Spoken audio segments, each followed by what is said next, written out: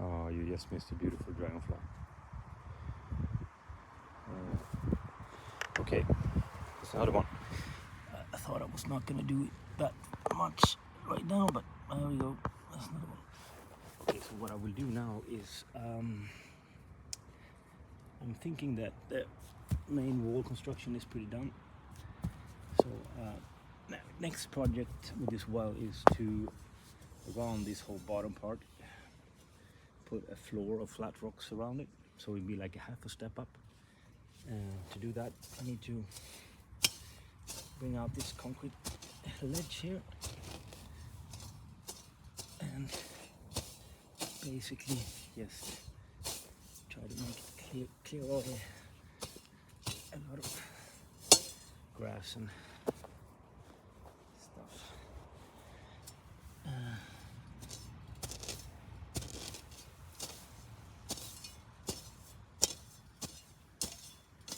So as you see, there's a protected concrete bottom part here, so that 300-year-old well is not gonna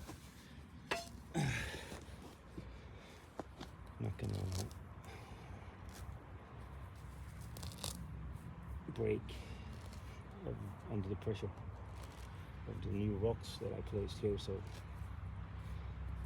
what I first will do is I will try to flatten this surface out, take away some roots and grass and all that stuff, and then pretty much up to this ledge here, the concrete ledge, is where the stone floor, so to speak, is going to be. And I think there is a lot of people that would do it differently than I do. Maybe dig a 30-40 centimeter deep ditch around, and then put macadam, kind of like crushed small stones around the whole thing, and then kind of tap it down and to make the whole foundation of the floor be stable for a long time. But I think that the old traditional way of building is basically let the pressure do its work, and then if something falls down, then you build it up again, and in the end it will be as stable as it gets. I think that is much more harmony in that way of building. It's not the right thing to do if you're building a stone wall in a fancy neighborhood, maybe, but that's not what we are doing. We're on the countryside, so we do what the farmers always been doing, basically just dumping rocks and let them sink down with its own weight until it stops. So basically, what I did here is I kind of free this edge here. See, I can put some of these roots and dirt back just to even out some small holes. So when I put my flat rocks on it, it would be pretty straight from the beginning. So don't underestimate dirt. When I build my farm walls, you will see that I use a lot of dirt, grass and roots just to make it more airproof, so to speak. And I think that is also very good for all our little friends, the bugs and mosquitoes and other small animals and creep. Well, basically it's very good for the biological diversity. Is that the right word? I got an ant crawling on my hand right now. I think he agrees. Of course there's going to be a lot of things growing in the wall, but that just makes it more beautiful, isn't it? I don't want a sterile wall. It should be a part of nature, not something that separates human civilization from it. And actually a stone wall is a perfect place for eggs and stuff that will crack open and be something that the birds like to eat. And well, it's very important. So it's actually a good thing to get everything a little bit more biological, alive. So just to prove my point, this dirt and roots, why not put it in here? No one will know. This would be a nice house for my little bug, a beetle that was just crawling down here. I would say this was a shell, but it's broken and no one lives there. But I can see just from digging up in this dirt here that I see a lot of ants. I see some centipedes, small ones. In Sweden we don't have that many poisonous animals and creeps. They can bite, but they don't possess a lot of poison. I'd say the mosquitoes are worse because they're just itching. We do have snakes. We got one snake that's poisonous called well, basically, I don't know the correct translation, but we call it huggorm, which means it stabs. Stab snake. You don't even die if you get bitten by it, if you're an adult anyway, or if you don't have an allergic thing. But it still hurts a lot. But actually, where I'm right now, I don't see many snakes because we have a lot of eagles and hawks and cats. So I think the snakes is having a pretty hard time around here. So I've seen one dead. That's it. So the snakes prefer to stay somewhere else, and I don't complain, even though I'm not that scared of the Swedish snakes. It's not like Australia or something like that. We don't die if we get bitten by a snake. It's actually quite exotic. I don't know anyone being bitten by a stab snake, but I've heard stories. You sit down on a rock and you get bitten in your ass or something because they like to crawl out and take some heat from the sun in the spring. But I actually know 0 people that have been bitten by them, so they're pretty chill. Okay, so well, that's just to make this video slightly more interesting.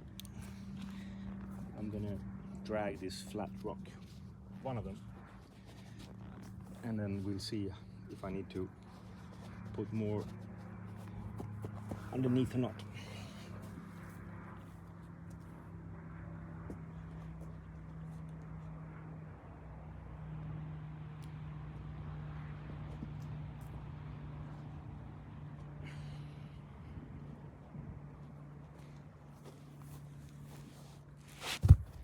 Okay, it's not super flat, but it's flat enough to make it look like a floor. So what I'm trying to do is I'm trying to get this natural. It's actually leaning up a bit, so we're gonna squeeze it down. Yeah, something like that. It's just another 15 to go. I need to find them first. So you get my point. This is pretty nice level, and I will hide this with just roots and some dirt. We don't want that concrete thing to be shown. Okay. Hallå? Okej. Kommer ni hem direkt eller? Ja. Jag är ju typ klar. Ska bara bygga en liten sån grej runt här. Sånt här. Har du någon försäkran nu då så att inte Vad sa du? ramlar ner? Ja, men jag ska ju göra på med betong sen. Så blir den. Men nu tror jag att jag ska kunna mura upp den. Så det är kul. Jag filmar. It's my wife. Hello. Yeah, we speak in Swedish. It's my wife. She was going to pick up her daughter, who slept with, in her cousin's house. Okay. So, well, you want me to put another one? Well, I can do that. I haven't really prepared it, so I will get my hatch in Sweden, where I'm from anyway. I'm from the northern part. We call this a drunken hatch, and where I live right now is down south here. They call it a potato hatch, but I prefer the drunken hatch. Feels a little more cool to say. But when I was asking for one of these in a general store, they looked at me like I was actually drunk myself, asking for one. So they had no idea that what a drunken hatch was. I thought that was the common name for it. Not down here. It's potato hatch. But I call it a drunken hatch. I'll still keep calling it a drunken hatch. Don't ask me why. It's kind of a strange name. Maybe it was something they gave to the people working on the fields if they've been having too much fun the day before. It was maybe some kind of punishment. You just had to use the hatch. And digging up dirt, you couldn't do anything wrong if they just digging up dirt, right? Maybe that's an explanation. All right. Well, this one here is actually I found it in the woods, but it's man-made. Very nice stone for this kind of purpose, and it do has a really nice worn down, flat, smooth surface that only time can create. It's beautiful. You see it later. I'll show you. So this part here is super smooth, and this part here is pretty edgy. But I think this is the part that's been out exposed to the sun and wind for a long time, and then kind of worn down this edge to get it this beautiful smooth thing. I don't think anyone polished it. I think nature did. Okay, I gotta have to use my drunken hatch a little bit more.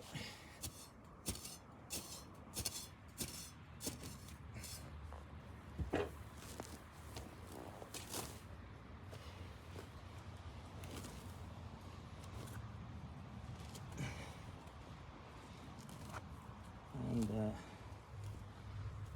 I don't know if I should be editing the movies, doing in different clips, or just this kind of really basic long clip, me talking bullshit kind of movie in the future. I don't know. Maybe when I get an audience, I can ask them. He said, I'm going to rephrase that and say, when I get an audience. Because I'm a dude and I like to watch this stuff myself, so I think if I do, there's got to be a lot of other people doing that as well.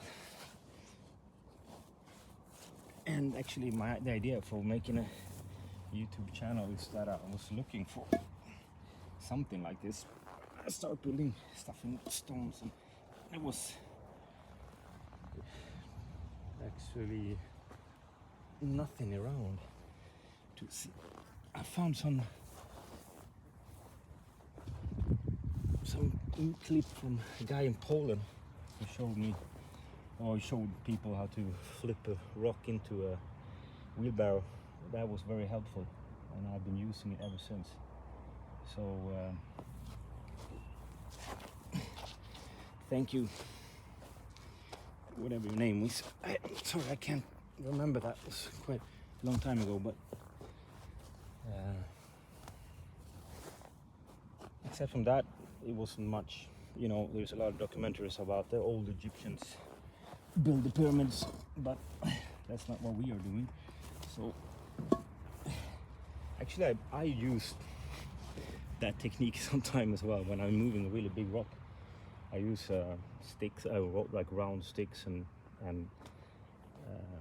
wooden plank, and then I basically just get that big heavy rock up on the wood, the round sticks, and kind of roll it on them. one pops out in the back, and then you move it forward, and then keep on moving very slowly in a very slow pace. But it's amazing how many big rocks you can move by just doing that. It takes a long time, but it works. So that's pretty cool how one guy can move a 300 or 400 kilo rock just by using sticks, wooden plank, and you know, your own muscles. So okay, so we put this one here in the bean, and then this one I place somewhere else, but we need to find a lot more of these around. So I'm gonna start looking around for flat, big, heavy rocks, and then I get back to you whenever I done my research. Take it easy, so far.